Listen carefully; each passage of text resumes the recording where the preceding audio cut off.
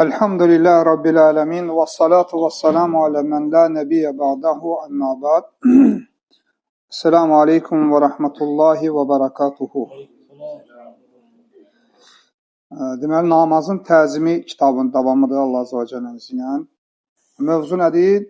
Vəsvəsələrin dəf olunması. Yəni, namazda vəsvəsələrin dəf olunması. Deməli, müəllif Hafizəhullah gətirir burada, gətirir hədislə gətirir ki, Abdullah ibn Ənəmətə qal, deyir ki, mən Ammar ibn Yasir radiyallahu anhunun məscidə daxil olduğunu gördüm və o namaz qıldı və sonra deyir ki, Ammar ibn Yasir namazı xəfif qılır, yəni çox qısa qılır. Deyir ki, namazı bitirdikdən sonra deyir, ona doğru yaxınlaşdım və dedim ki, ey Ammar, yəni mən səni deyir, gördüm ki, sən deyir, namazı xəfifləşdirdin deyir. Yəni, səbəb nədir də, xəfif qıldın. Və Ammar ibn Yasir radiyallahu anh deyir ki, yəni mən namazdan nəsə qısaltdığımı gördümmü, yəni namazın haqqından nəsə azaltdım ki, deyir, xeyr, yəni rukunlarından, vaciblərindən nəsə tərk etdimmi ki, səni təəccübləndirdi, deyir, xeyr. Deyir, lakin gördüm ki, həmişəkindən nədir? Qısa qıldım. Və Ammar ibn Yasir radiyallahu anh deyir ki, yəni mən bunu şeytanın vəsvəsəsini dəf etməkdən ötəriləmişim. Yəni, nə üçün etmişəm? Namazda şeytanın vəsvəsəsini dəf etməkdən ötəri etmişəm. Ki, yəni şeytan deyir, nə qədər insana namazda çox vəsvəsə verərsə, o qədər onun namazından payı azalar. Onu hiss etdiyimə görə namazın deyir, rukun və vacibləri ilə qısa olaraq kifayətləndim ki, çox mənə vəsvəsə edib namazımın neynəməsin, savabını aparmasın. Çünki deyir, mən Peyğəmbər sallallahu aleyhi və səlləmdən eşitmişəm ki, o deyir, həqiqətən də bir qul qalxar namaz qılmağa və ona yalnız qıldığı namazdan 10'da biri, 9'da biri, 8'də biri, 7'də biri, 6'da biri, 5'də biri, 4'də biri, 3'də biri yarısı və ya tam olaraq nədir? Yəni o qula oradan savab çatar. Deməli, bu hədislə başlamasına səbəb nədir? Deməli,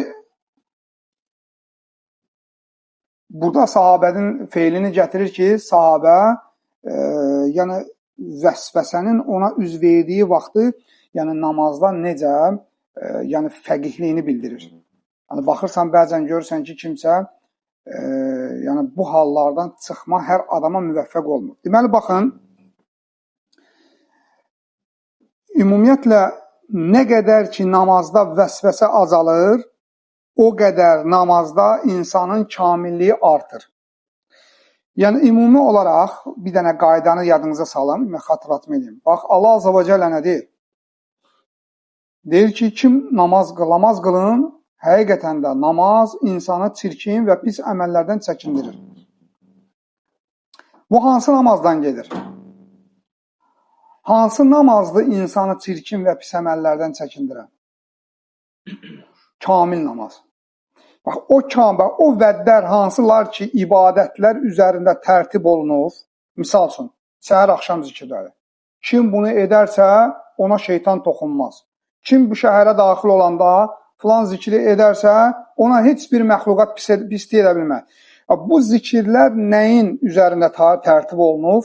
Kamilliyin üzərində tərtib olunur. Yəni, insan nə qədər qəlbi oyaq və namazlarını nə qədər kamil şəkildə qılarsa, o qədər də nəyi var onun? Bu şeylərdən onun payı var. Deməli, ona görə də, baxın, qardaşlar, biz keçən dərsdə toxunduq ki, ümumiyyətcə iblis elə bir düşməndir ki, yəni o səni hansısa bir günaha salmaqla səndən, yəni sanki onun qəzəbi soymaz. Yəni, misal üçün belə deyək ki, sənə kimsə bir pislik eləsə, sən ona bir intiqamını alan kimi nə baş verər? İntiqamını alan kimi hirsin soyur, qəlbin yumşalır deyərsən, əlhəmdə də heç nə eləməyim bundan. Bundan sonra heç nə eləməyim ona. Artıq intiqamımı aldım. Lakin bəzən görsən ki, yəni insan bunu hiss eləmir. Lakin İblis elə bir düşməndir ki, vallahi səni rəzil etməyənə qədər əl çəkmir. Yəni o sənə kifayətlənmir ki, sən namazından xuşsun olmasın. Onun bütün vəsvəsələrinin qayəsi var. Son olaraq sən namazı tərk edəsən. Və bəzən bu vəsvəsələr hardan başlayır, qardaşlar? İnsan diqqət etmədiyi yerdən bu başlaya bilir təharətxanadan. Çünki ümumiyyətlə alimlər gətirirlər ki, vəsvəsələrin başlanğıc yeri oradır. Hətta əqidədə, küfrə və vəsvəsəyə düşən insanların 99%-nin başlama vəsvəsə yeri təharətdən başlayır. Hər biri oradan başlayır. Başına məs çəkmədin. Bismillah demədin. Sən o əzanı axıra qədər yumadın. Ümumiyyətlə, orada gəlib başlayanda səni o qədər səhlənkarlığa aparır ki, o qədər səni unutturur ki, sən ora gəlib çatanda bəlkə də fərqinə varmırsan. Bəlkə səndən kimsə danışanda dəstəm azalırsan, deyə gülə. Amma namazda sənə başlayır. Bax, sən ağzına su almadın. Həmən vaxtı neynəmədin? Barmaqların arasına su çatmadı. Sən ayağına məst eləməmişsin. Ona görə də bəzən görsən ki, insanlar bu şeylərdə boşluq eləyəndən sonra həmən boşluğun əsəri hara gəlir çıxır, həmən vəsvəsələr namaza gəlir çıxır. Əslində bunların yenə deyirəm, hər birinin başlanğıc yeri haradır? Təharətxanadır. Deməli, ümumiyyətcə, insan bilməlidir ki, yəni namazdakı olan vəsvəsəni ümumiyyətcə anlamaq lazımdır ki, nədir? Çünki bəzən insanlar düşünə bilmir ki, yəni vəsvəsə nə olan şeydir. Vəsvəsə, yəni şeytanın insanın ağlına və ya qəlbinə gizli verdiyi düşüncələrdir, fikirlərdir. Bəzən insanda o dərəcədə olur ki, insan onu insan səsi kimi eşidir. Yəni deyir, vallahi namazda deyir, eşidirdim, mənə deyirdi ki, sənin dəstəmazsız qılırsan namazı. Sənin dəstəmazın yoxdur. Yəni, sanki deyir, onu qulağımdan eşidirəm. O da nədən əmələ gəlir və nə ilə güclənir, nə ilə zəifləyir. Bu, qardaşlar, ümumiyyətlə yadınıza saxlayın, şeytanın vəsvəsə verməsi onun məğlubiyyətinə bağlıdır. Şeytan o zaman ki, məğlub olmağa başlayır, o zaman vəsvəsə verir. Çünki şeytanlar kimlərdən olur? Minəl cinnəti və insanlardan da olur, cinlərdən də olur. Cinlərdən ibarət olan şeytanlar, yəni onlar məğlub olana yaxın, tamam ordusu əli hər yerdən üzülən kimi eləyir? Vəsvəsə verir. İnsanlardan olan isə şeytanlar məğlub olana yaxın görürlər artıq çıxış yolu yoxdur, yalan danışır. Şər atır, böhtan atır. Baxın, necə vəsvəsəni anlamaq lazımdır ki, bir şey anlamasan, sən onunla mübarizə apara bilməyəsən. Deməli, sən anlasan ki, vəsvəsə nədir və kim tərəfindən, hansı yöndən gəlir, onunla mübarizə aparmaq Allahın izni ilə asan da olur. Yəni, baxın, biz dedik ki, vəsvəsə nə ilə olur? İnsana olan düşüncələrlə. Deməli, alimlər gətirirlər ki, necə burada Şeyx Abdürazaq Həfizallah gətirir, namazda vəsvəsəni dəf etməyin iki yolu var. Bir, səni namaza bağlayan imani güc.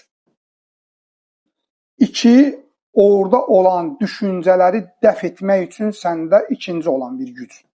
Yəni, bax, bu məsələ bütün hər şeydə olduğu kimi namaz məsələsində deyilir. Məsəl üçün, bizdən birimiz tutalım ki, bir ev almışıq.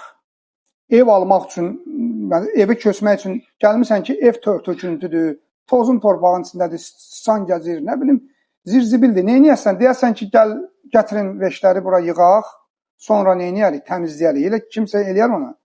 Yəni, eləcə də yəni insanın namazı da bu cürdür. İnsanın imanı da bu cürdür. Yəni, insan birinci, qəlbi də bu cürdür. Birinci fəsadı təmizləməlisən və sonra orada olan bəzəklərlə bəzəməlisən. Və burada da qardaşlar, namazda səni xuşu, yəni kamil namaz hasil olmaqdan ötəri, orada olan pislik və pis düşüncələr, mane olanları aradan qaldırıb, səni namazda xuşu içində qılmağa kömək edən vasitələrlə doldurmaq lazımdır. Ümumiyyətlə anlamaq lazımdır ki, qardaşlar, bir insan mümkün deyil ki, namazdan qıraqda Allahsız yaşayaraq, namazda Allahla bir olsun. Bax, bu anlamı insan bilməlidir.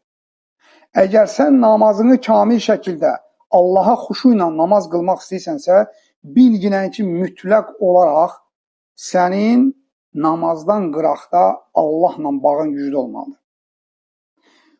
Mümkün deyil, qardaşlar. Kimsə bu şeylərin birinə xələl gətirib namazında xuşu içində yəni qıla. O qıraqdan nə cür görsənər Allah bilir. Yəni biz zahirən qıraqdan nə görə bilərik. Lakin Allah Azza və Cəllənin izi ilə alimlərin gətirdiyi qaydalar və təcrübələr onu göstərir ki, yəni bir insanın Allahla rabitəsi düzgün olmadığı halda mümkün deyil ki, o namazda xuşu içində olsun. Nəyə görə nə deyəcəm? Çünki baxın, ümumiyyətlə xuşu, biz dedik ki, xuşu nə ilə əmələ gəlir? İnsan ilk olaraq namazdan qıraqda Allah Azza və Cəllənin ad və sifətlərini bilməlidir. Yəni, kamil namazdan danışıram. O namaz ki, o namaz bizi pisliklərdən çəkindirən namazdır. O namazdır ki, bizi cəhənnəmin əzabından qurtaran namazdır. O namaz ki, bizə gözəl əxlaq, insanlarla gözəl müamilə, Allah Azza və Cəllənin qatında gözəl, yəni uca dərəcəyə qaldıran o namazdan danışırıq biz. O namazı qılan insanın, sahibinin, yəni namazdan qıraq hansı halda olmalıdır? O aləmlərin Rəbbini tanımalıdır. Çünki o bilməlidir kimin qabağında durur. Baxın, vəsvəsəni dəf etməsi, vəsvəsənin çox olub və az olması da buna nisbətən olur. Çünki, baxın, İblis Allah Subhanahu vəd verəndə nə dedi? Mənim sənin muxlis qulların üzərində heç bir hökmranlığın olmayacaq. Allah Subhanahu ona nə deyir? Deyir, sənin mənim müxlis qullarım üzərində, ixlaslı qullarım üzərində heç bir hökmranlıq olmayacaq. Bu hökmranlıq istəyir namazda, istəyir qıraqda. Deməli, insanın qəlbindəki olan ixlas, vara, təqva və sonra Allah Subhanahu olan xovf, ümid və başqa bir şeylər, qəlb əməlləri insanda hasil olmalıdır ki, o insan Allah Subhanahu təzimini bilməlidir ki, sonra Allah Subhanahu əmr etdiyi namazı da təzim edə bilsin. Yəni, mümkün deyil ki, bir insan Allah Subhanahu tanımasın, amma Rəbbinin qabağında xuşu içində dursun. Çünki o bilmir Rəbb kimdir. O bilmir kimin qabağında durubdur. Yəni, əgər bilmirsə kimin qabağında durub, o necə xuşu içində ola bilər? Ona görə də bir insanın Allah Subhanahu qarşısında namazda durduğu müthiləyin miqdarı Rəbbini tanımağının miqdarına görədir. Bu sənin namazın xuşusunu hasil olmaq üçün ən böyük səbəblərdən biridir. Və sonra nə deyir? Aleykümselam və rəhmətullah. Yəni, əgər bir insan bu şeyləri edərsə, Allah Subhanahu namazdan qıraqda tanıyarsa, o namazlarından ləzzət alacaqdır. Həmən bu namazlardır ki, ona nə verəcək? Yəni, elə bir ləzzət verəcəkdir ki, o namazdan başqa yerdə o ləzzəti tapa bilməyəcək. Ona görə də qardaşlar, deməli, ilk olaraq nə oldu? Namazı xuşu içində qılmaqdan ötəri, yəni, daha doğrusu vəsvəsələri dəf etməkdən ötəri, yəni, insan birinci olaraq Allah Azza və Cəlləni tanımalıdır.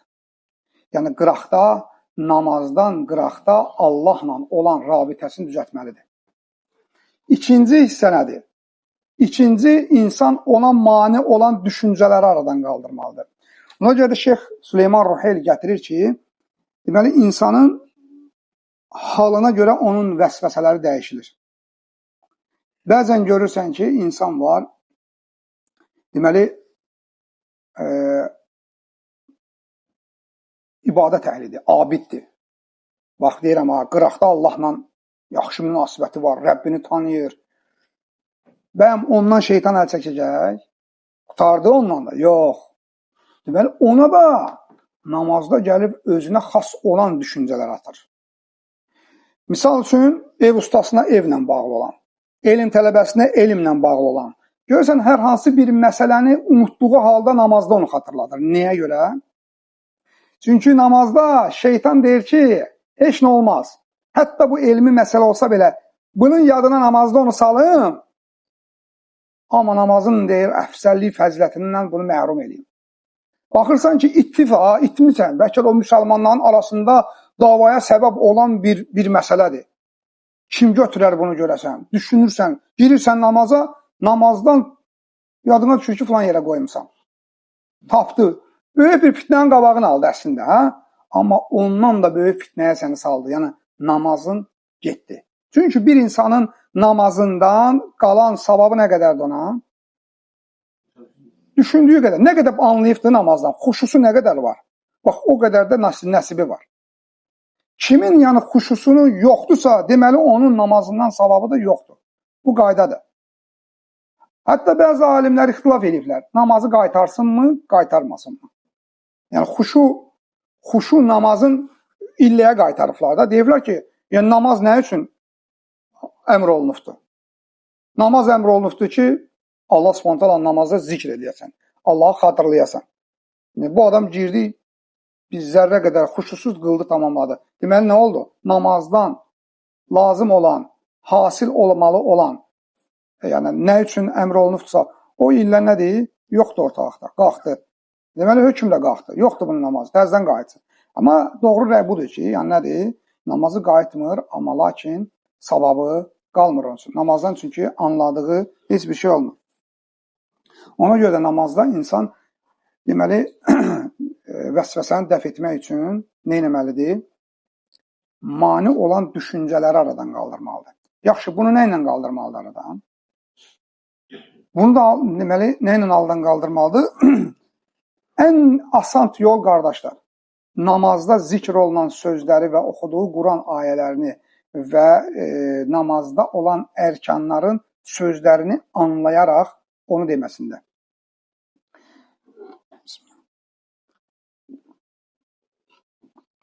Çünki insan yəni nə qədər fikrini cəmləsə də dediyini anlamayana qədər o vəsvəsə ilə nə edə bilməz? Yəni mübarizə apara bilməz. Çünki şeytan vallahi bu qapıdan görür ki, sən məsəl üçün deyək də xuşudasan. Birinci rükətdə xuşudasan. Vallahi əl çəkmir. Deyir, heç olmasa səcdədə. Hardasa, az bir qism olsa da belə. Heç olmaz, 2 rükəti buraxdım, heç olmaz. 3-cüdə buna girəcəm. Görürsən ki, insan bir rükəti cəmləyir özünü, nə deyir, xuşu ilə qılır, 2-ci rükətdə görürsən, Allahu Akbar, fikir getdi. Yəni, səbəb nədir, qardaş? İnsanı məşğul edən düşüncələrin və düşmənin də çox güclü olmasıdır. Ona görə də, yəni, ikinci səbəblərdən biri nə oldu? İnsan namazda dediyi sözləri anlamasıdır. Və biz də bu sözlərin hamısının bir-bir mufradatlarını götürmüşdük. Tək-tək bunun mənası nədir? Və baxırsan, həmçinin də bu şeylərdən, qardaşlar, fayda verən yəni, üslublardan biri də nədir? İnsan Quran və daha da sünnədə varid olan zikirlər və şeylər var, namaz içlərində olan zikirlər, sözlər var. Onlar hansılar ki, növbə-növ varid olub, onları tez-tez dəyişməsidir. Misal üçün, bugün istiftah duasını Subhanək Allahumma Rabbənə və bihamdik bununla başladınsa, o birisi dəfə başqası ilə başla. Misal üçün, başla Allahumma bə'id beyni və beynə xatayaya. Var da zikirlər çoxdur. Örgən. Yəni, əslində bilirsiniz nətərdir bu? Namaz. Bəlkə də bu söz biraz yaxşı çıxmaz, amma Allah Azza və Cəllə qulunun ona yaltaqlanmasını sevir. Yəni Allah istəyir ki, qul ona yaltaqlansın. Yəni necə yaltaqlansın? Allah Subhanahu taalaya yaxınlaşmaqdan ötəri vəsilələr axtarsın, vasitələr axtarsın ki, necə eləyim məni Rəbbim məndən razı qalsın. Baxın, bir padşahın qabağında onun yəni vəziri, o birilər, tabe olanlar necə ona yaltaqlanır? Nə üçün yaltaqlanırlar? Niyə? Əslində onlara nisbətən olan yaltaqlıq qınanan yaltaqlıqdır. Amma Allah Azza və Cəllənin qarşısında olan bu möminin feili, yəni onu ucaldan bir şeydir. Bu, yəni Allahdan başqasına o nədir? Məzəmmət olunur. Amma Allaha qarşı bu nədir? Yəni məzəmmət olunan bir şey deyil. Yəni insan öz Rəbbinə qarşı vasitələr axtarmalıdır. Neyniyim ki, Rəbbim məndən razı qalsın? Bunların da bir ən barizi, baxın qardaşlar, namazdır. Allah Azza və Cəllə bizə elə bir şans veribdir ki, namazla. Yəni, heç bir məxluqa belə bir şey verilmirdi. Və baxın, bizdən qabaqdakı ümmətlərdən fərqli olaraq, biz elə bir ümmətik ki, feilimiz az, əcrimiz çoxdur. Necə ki, Musa Aleyhisselamın qövmündən fərqli olaraq 50 namazı 5 namaza, lakin onların da 50 namazının savabını Allah Subhanahu verib bizə. Yəni, bu hamısı nələrdir bizə? Verilən Allah tərəfindən bonuslardır da, belə deyək ki. Rüxsətlərdir. Deməli, qardaş, bu namazla da sən Allaha yaxınlaşırsansa, nə etməlisən? Bax, vasitələri artırmalısan. Çünki insan eyni sözlərlə, hətta mənasını bilsə belə, eyni şeyi hər gün gündə 5 dəfə yerinə yetirsə, onun üçün o ibadət adətə çevriləcəkdir. Eyni sözə gələsən. Gələsən, Subhan Rabbiyəl Azim, getdi. Subhan Rabbiyəl Ələ, getdi. Bax gör, Əbu Bakr radiyallahu anhu. Gəlir Peyğəmbər sallallahu aleyhi ve sellemin yanına. Allah Rəsulü sallallahu aleyhi ve sellem ona nə örgədir? Zikr örgədir, dua örgədir. Deyir, ey Əbu Bakr, bunu səcdədə, təşəhhüddə tərk etmə. Allahümmə inni zaləmtu nəfsi zulmən kəsirən və lə yəğfiru zunubə illə ən fəğfirli məğfirətən min indik vərhəmni innəkə əntəl qafurur rəhim. Əbu Bakr radiyallahu anhu bu zikri deyir ki, mən tərk etmədim. Nə deməkdir? Allahümmə inni zaləmtu nəfsi zulmən kəsirən. Ey Rəbbim, mən öz nəfsimə həqiqətən də çox zülm etmişəm. Və lə yəğfiru zunubə illə ənt. Və günahları da səndən başqa heç kəs bağışlamaz. Fəğfirli, məni bağışla, məğfirətən min indik, yəni öz tərəfindən olan bir məğfirətlə, vərhəmni və mənə rəhm et, innəkə əntəl qafurur rəhim. Həqiqətən də sən bağışlayan və rəhimlisən. Bax, bu bir sahabəyə örgətdiyi bir zikir. Başqa bir də həm Peyğəmbər sallallahu aleyhi və səlləm namazda olduğu zaman bir sahabə gəlir, daxil olur namaza, təngi nəfəs olur. Nəfəsi belə təngi nəfəs olala, təngi nəfəs olanda istər-istəməz sözü biraz bərt deyirsən. Görüb bu dua ilə başlayır, istiftah duası var ha, o dua ilə başlayır. Deyir ki, Allahu Ekber kəbirən və elhamdülillahi kəsirən və subhanallahi bukratan vasilən. Bu duanı eləyir. Peyğəmbər sallallahu aleyhi ve sellem namazı bitirən sonra deyir ki, kim idi o sözləri deyən? Hamı sakit durur. Deyirdi, mənim, ya Rasulallah. Deyir, vallahi mən mələklərin deyir, bir-biri ilə ötüşdüklərini gördüm ki, hansı bu kəlməni tez Allaha qaldıracaq deyir. Yəni insan, yəni buna görə də bəzi alimlər deyirlər ki, bu zikri çalışın nafilə ibadətlər deyin, amma doğru olan budur ki, insan sünnədə varid olan bu zikirləri, duaları çalışmalıdır ki, namazlarda dəyişsin. Namazlarda dəyişsin ki, hətta namazda xuşu olsun. Yəni, ona görə də baxırsınız, qardaşlar, hər şeyin sonu hara gəlir, dirənir. Elm öyrənməyə. Düzdür, yoxsa yox? Hara getsən, hansı əfsəl əməlin dalınca fırlansan, görəsən ki, gəlir, elm tələb etməkdə dayanır. Yəni, elm tələb etmək, əsli demişəm də, yəni əsli budur ki, insan ərəb dilini öyrənməlidir, kitab oxumalıdır, alimlərlə. Bu elm ərəb dilindən tariqa başqadır. Amma o demək deyir ki, kimsə yəni, hifsi yoxdursa, elmi yoxdursa, yəni bu adam, mənim də bu qapı mənə bağlıdır deyə bir şey yoxdur. Yəni bu qədər dərslər var. Hansı mövzuda desən, tələbələrin dərsi var. Və bilin ki, ümumiyyətcə, insanın yaddaşı insanı alladan şeydir. Heç kəs deməsin ki, mən filan dərsə qulaq astım, mənim yadımda qaldı. Yəni, insanın yaddaşı insana xəyanət edən bir şeydir. Ona görə də yazmaq. Misal üçün, götür bir namazdan, bir dərsdən namazın şərtlərini yaz. Əqidədən filan şeyi yaz. Qardaş, yaz da, axşamlar otur 1 saat elm öyrən. Bir dərsi götürür. Vallahi sən o elədiyin 1 saat, o elədiyin o 1 saat var ha, sənin bəlkə də gecə səhərə qədər qıldığın gecə namazlarına əfsəldir sənin üçün. Çünki elm tələb etmək bütün nafilə ibadətlərin başındır. Yəni, sənin 1 saat elm tələb etməyin Allah qatında sənin, nədir, savab baxımından sənin elədiyin bütün nafilə ibadətlərdən əfsəldir. Yetər ki, insanın ixlası yerində olsun. Və sonra inşallah biz qısa bir şeylər deyək, çünki kitabın axırıda Allah'ın izni ilə tamamlayaq. Ümumiyyətlə vəsvəsədən yəni danışaq ki, vəsvəsə qardaşlar, bax yadınıza saxlayın. Qul nə qədər Allaha doğru getməyə başladısa, o qədər vəsvəsə artacaqdır. Yəni özü vəsvəsənin olması, yəni insanın doğru yolda olmasının əlamətlərindəndir. Ona görə də Yahudilər və Nəsranilər nə deyir? Deyirlər ki, biz namazlarımızda, ibadətlərimizdə vəsvəsə hiss eləmirik. Və nə deyirlər onlara? Deyir ki, sözsüz ki, şeytanın xarab evdə nə işi var ki? Onsa xarab da, pis gündədir. Yəni ona görə baxsan, insan var ki, illərdir belə rahat yaşayır, heç bir vəsvəsəsi yoxdur. Rahatam da, yəni hər şey rahatdır, gedir və bu minvalla da gedir. Və insan bilməlidir ki, əgər şeytan onu buraxıbdırsa, bilsin ki, o problemindədir. Ayılmalıdır.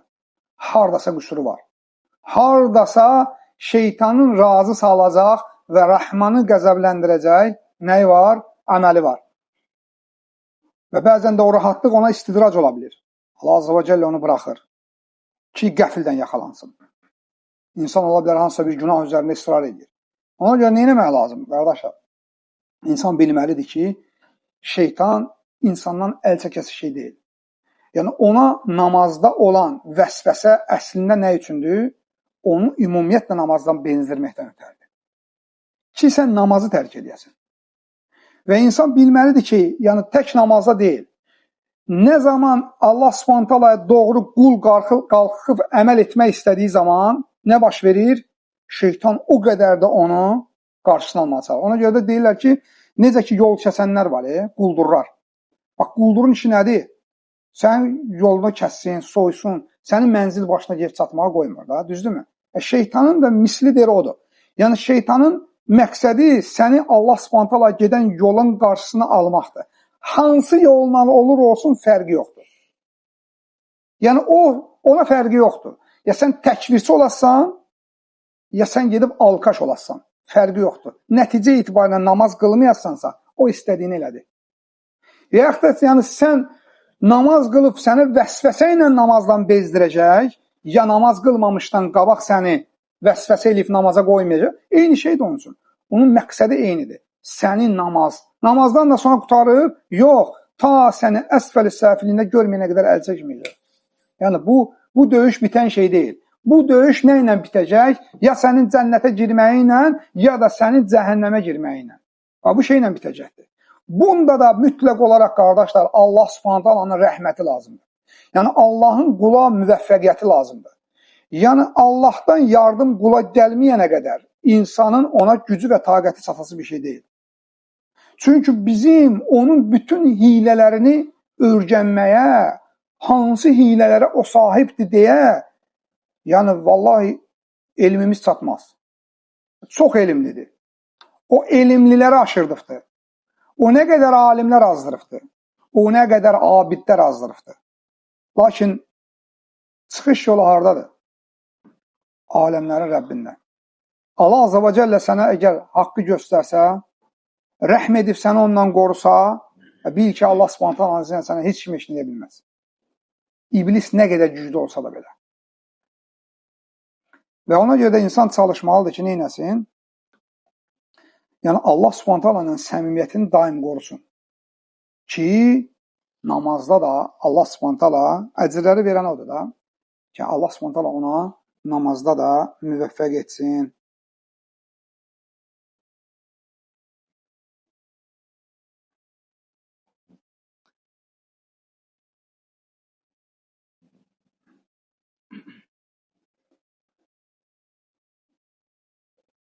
Və həmçinin də qardaşlar, ümumiyyətcə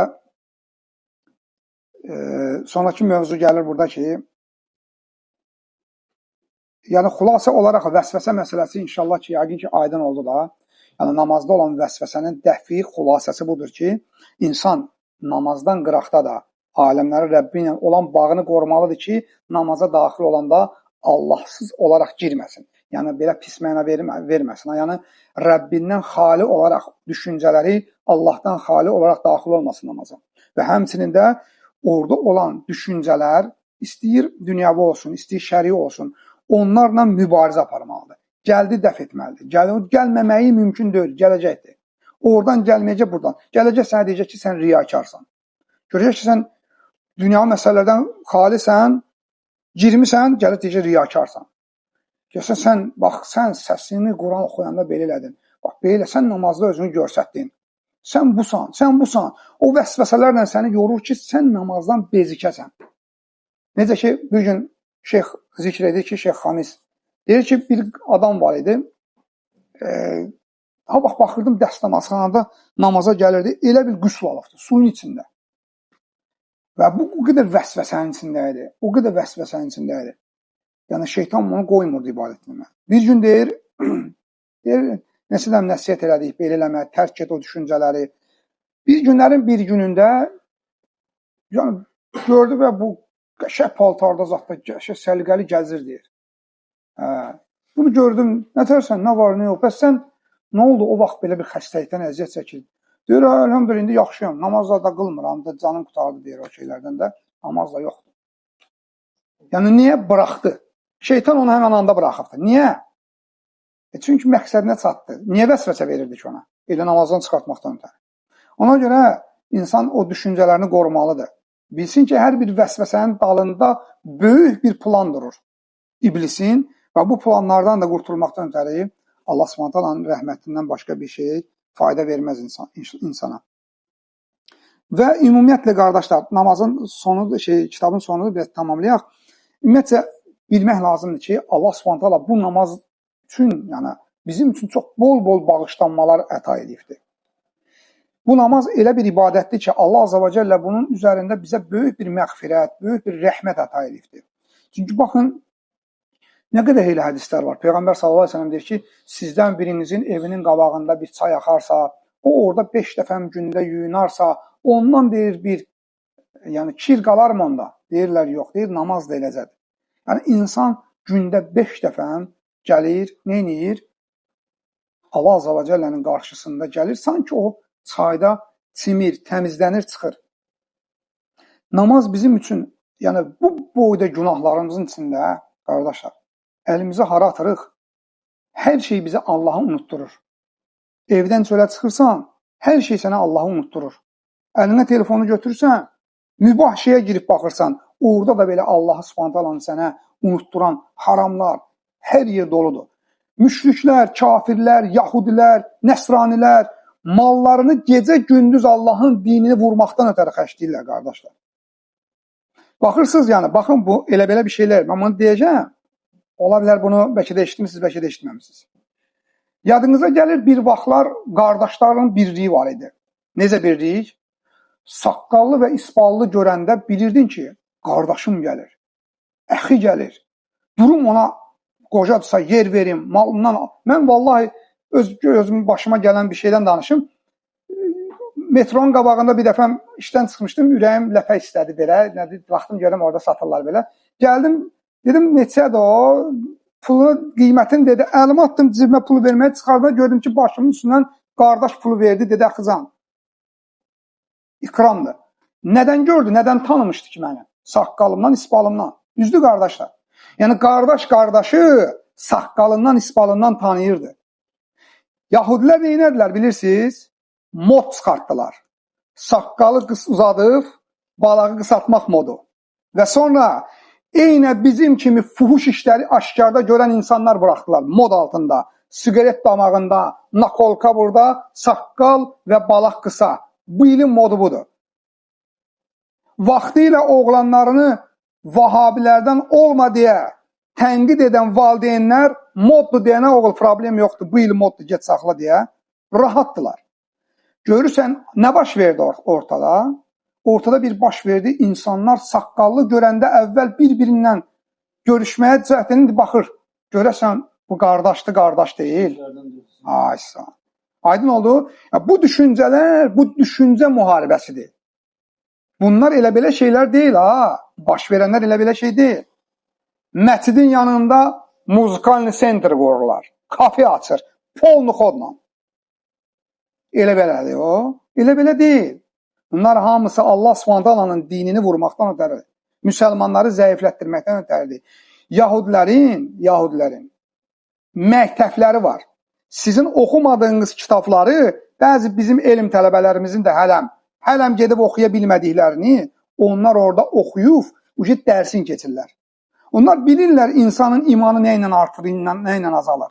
Nətər bunlara müdaxilə eləyək ki, bunlar zəif düşsünlər. Çünki biz elə bir ümmətik ki, əgər biz güclənsək, Allah Subhanahu günlərin bir günləri onların kökünü kəsiləcək. İstəsələr də, istəməsələr də. Bu Allah Subhanahu vədidir. Və Allah Subhanahu izniyle gec və ya tez bu olacaqdır. Bizim əlimizdən, bizdən sonraki nəsil, daha sonraki nəsil Allah Subhanahu öz dinini zəfər verəcəkdir. Kimlərin xoşuna gəlsə də, gəlməsə də. Yer üzündə Musa Aleyhisselamın da əshabı olubdur, Fironun da əshabı olubdur. Allah Subhanahu sonunda kimə zəfər verib, o da bəllidir. Muhammed sallallahu aleyhi ve sellemin də sahabələri olubdur, Əbu Cəhlin də nələr olub, tərəfdarları olubdur. Allah Subhanahu kimin hansı safda olmağını seçmək üçün imtihanlar göndərir. Ona görə mömin kişi kimi yaşamalıdır dinini. Dinini bu dünyadan balaca bir şeye satmamalıdır. Bugünkü gün bacılarımız, qardaşlarımız hamımız imtihandayıq vallahi. O bacılar ki baş bağlamağa görə, hicaba görə əziyyət çəkirlər, onun üçün cihaddır. Satmasın dünyaya görə dinini. Niyə satmalıdır ki? Saqqala görə, isbala görə, niyə görə qardaş qırxmalıdır saqqalını dünya malına görə? Qırxma qardaş, Rasulullah sallallahu aleyhi ve sellemin sünnəsidir, möhkəm dur. Dinindir sənin. Görüm Yahudi öz dinindən kəsər. Niyə kəsirsən dinindən? Möhkəm olmaq lazımdır. Sən bir gün imanını yaşatmayandan sonra necə övladına iman ötürəsən? Əgər sən bir gün Allah Subhanahu balaca bir imtihanın qabağında, əgər sən Allahla olan səmimiyyətini ortaya qoya bilmirsənsə, sən nətər övladına, oğul, Allah yolunda təqvalı ol deyə deyəsən. O deməyəcək, ata sənin özün təqvalı yaxşı şey deyil, özün təqvalı olardın da. Və yaxud da anaya, ana qızına deyəndə necə deyəcəkdir? Yəni, ümumiyyətcə bilmək lazımdır ki, qardaşlar, din fəda olunmağı sevən bir şeydir. İnsanlar bilməlidir ki, necə İbn Qeym Rahimullah deyir ki, insanların çoxsu xoşlarına gələn bir şeylə Allaha ibadət etməyi sevirlər. Amma bilsinlər ki, ubudiyyənin, qulluğun ortaya qoyulan yeri qulun xoşlamadığı yerdədir. Yəni, o qulun xoşlamadığı şeylər ki, var ha, Allah tərəfindən əmr olunub, var ha, bax, qulluğun ortaya qoyulan yeri odur. Xoşlayan yerdə nə var ki? Yəni, misal üçün, bir qardaş əqiq verir, qardaş malından xərcləyib, stolun üstü doludur, qardaşın malından götürürəm, Bismillah, əxi can, buyur, əxi, ikram eləyirəm. Qardaşın xərclədiyini, o birisi qardaşa xərcləyirəm. Hə, ikramın yaxşıdır, Allah bərəkət versin, savabdır.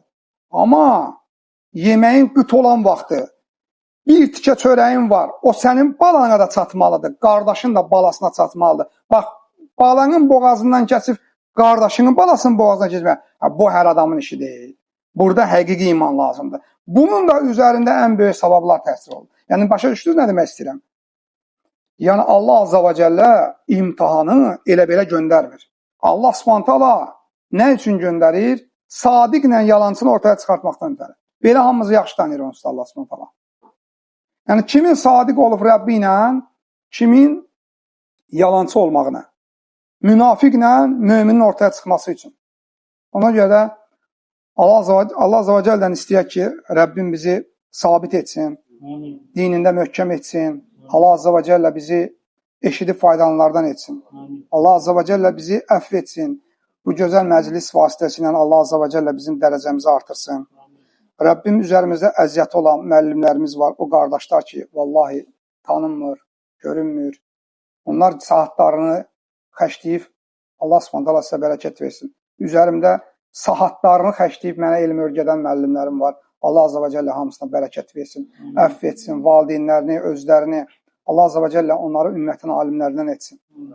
Və ümumiyyətlə dəvətdə əziyyəti olan hər birimizin malını ilə, canı ilə, elmi ilə, hər bir şeylə əziyyət çəkən qardaşlarımızın, bacılarımıza Allah Subhanahu hər birinə razı qalsın. Allah qatında, yəni Peyğəmbər sallallahu aleyhi və səlləmin cənnətdə qonşusu etsin. Onun Kövsər bulağından dadmağı nəsib etsin və ondan bir dəfə içib və bir daha susamamağı bizə nəsib etsin. Allah Subhanahu bizi qardaşlar şəhidlərdən eləsin. Rəbbim bizi sadiqlərdən eləsin. Subhanakallahumma rabbana və bihamdik nəşhədu an la ilahe illə ent nəstəğfirullah və nətubu ileyk. Amin əcmaîn.